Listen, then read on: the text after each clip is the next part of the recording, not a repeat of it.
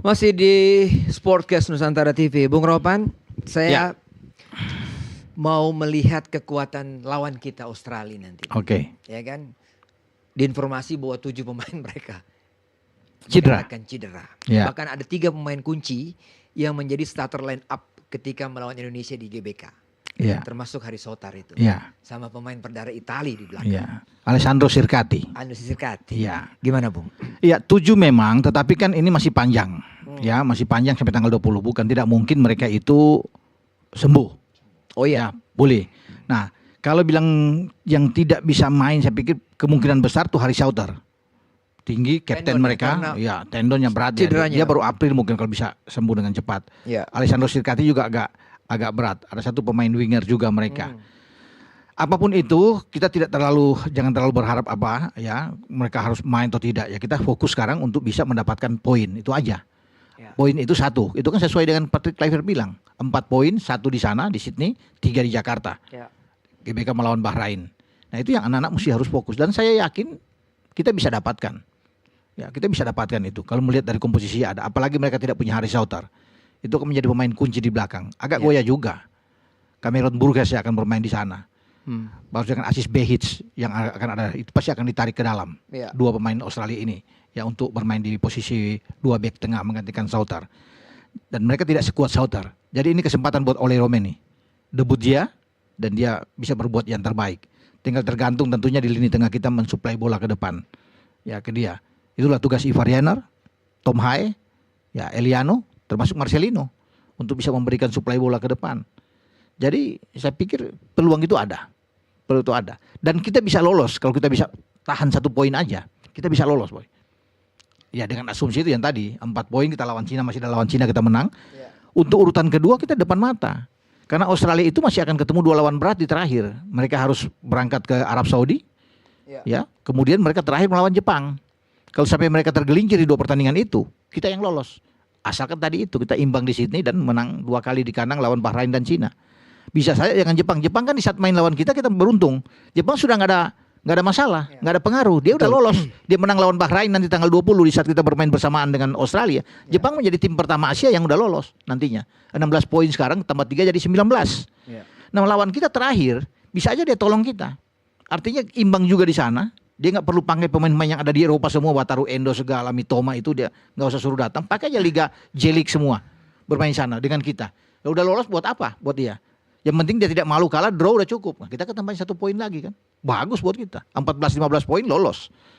Asal dia Arab itu draw sama Australia dan mereka tahan draw, Jepang tahan draw Australia. Dengan 2 kali draw terakhir kita akan lolos. Oke. Gitu. Bung Ian, kalau saya tanya Anda, kalau kita pakai 4 di belakang seperti ya idealnya Patrick Kluivert dengan 4-3-3, 4 pilihan Bung Ian untuk double center back siapa?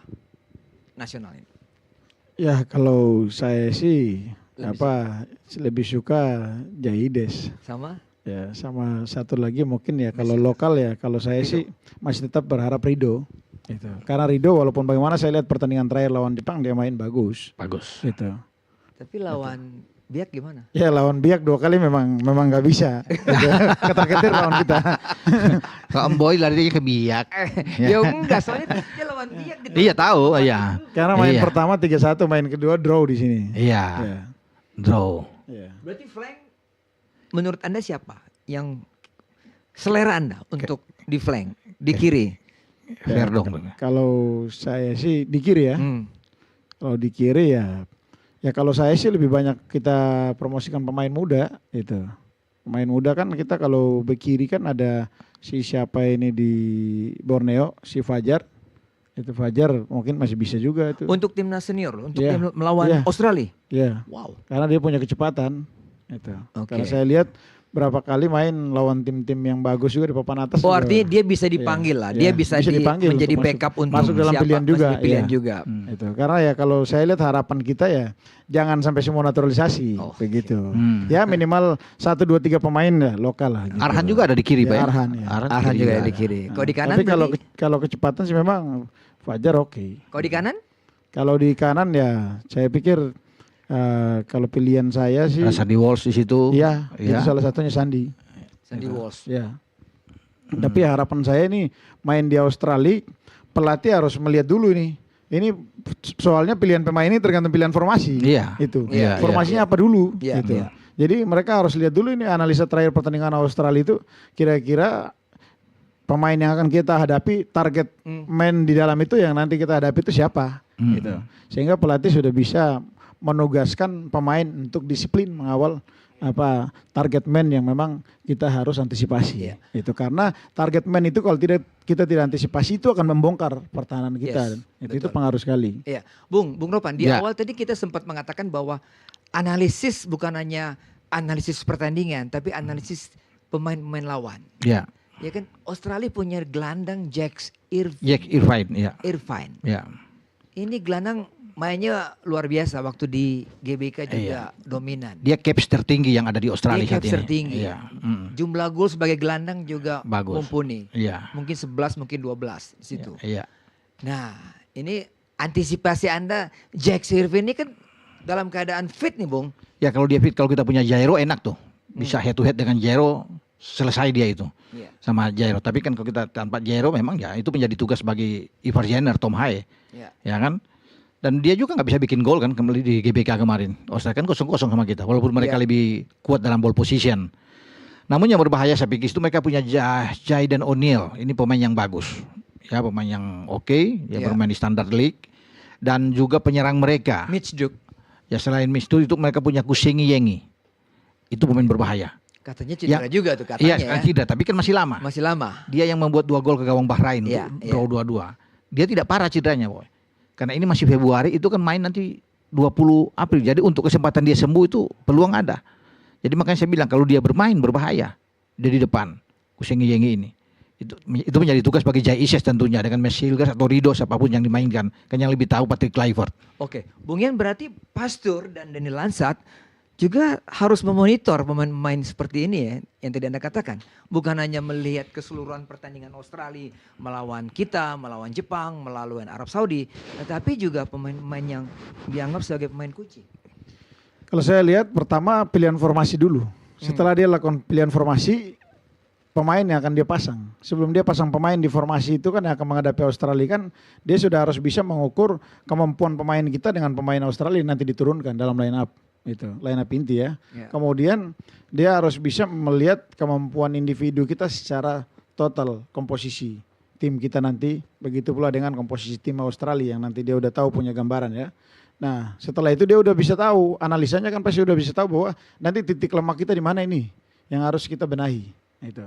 Sehingga jangan sampai tidak terjadi keseimbangan di dalam tim kita pada saat bertahan, transisi dan menyerang itu. Nah ini penting sekali karena saya lihat kan berapa kali kita main di GBK ini kita agak sedikit sulit pada saat transisi itu kita lakukan sehingga hasil akhirnya itu terburu-buru dan syutingnya tidak tepat sasaran juga. Jadi saya pikir ya mungkin ini yang perlu menjadi catatan juga buat Patrick Kluivert sehingga jangan sampai nanti pada saat pertandingan kita pasang komposisi pemain yang tidak bisa mengimbangi Australia. Itu. Jadi saya pikir sangat baik sekali kalau dia sudah bisa menyusun formasi lebih dulu, kemudian pilihan pemainnya dia sudah bisa tentukan, kemudian latih.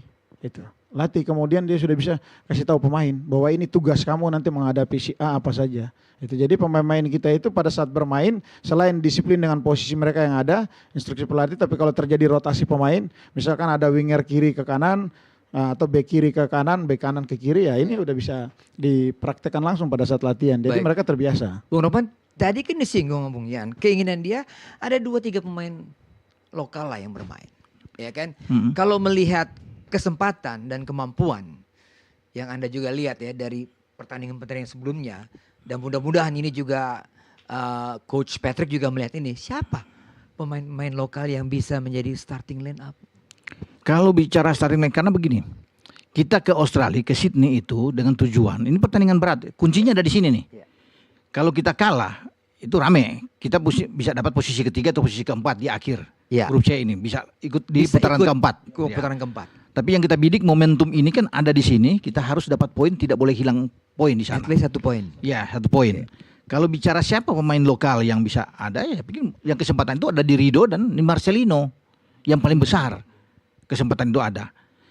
Dia tidak akan bermain-main untuk berspekulasi bermain di belakang dengan pemain-pemain baru misalnya. Karena ini lawan Australia. Kalau di kandang mungkin bisa. Iya. Misalnya ya itu bisa dilakukan. Tapi di belakang harus diamankan dulu. Belakang itu dengan pemain-pemain yang berpengalaman, yang bagus. Ya seperti Verdon, Jai Itse, Mes, gitu kan.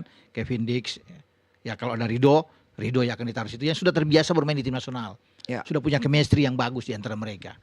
Kalau satu pemain baru lagi kan akan masih belum begitu padu nantinya. Itu, tapi semua kan tergantung dari Kluivert. Dia kan yang menentukan semua.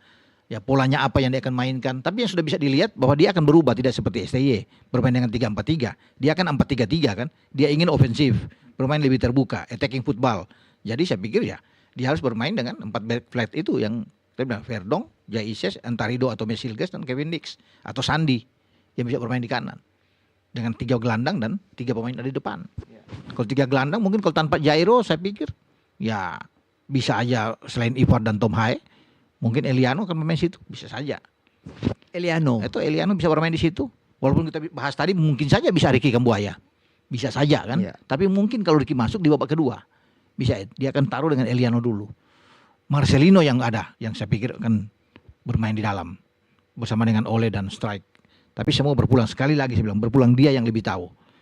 Untuk siapa yang akan dimainkan nantinya menghadapi Australia kan pasti akan berbeda. Mereka butuh poin, tetapi harus kuat juga di belakang.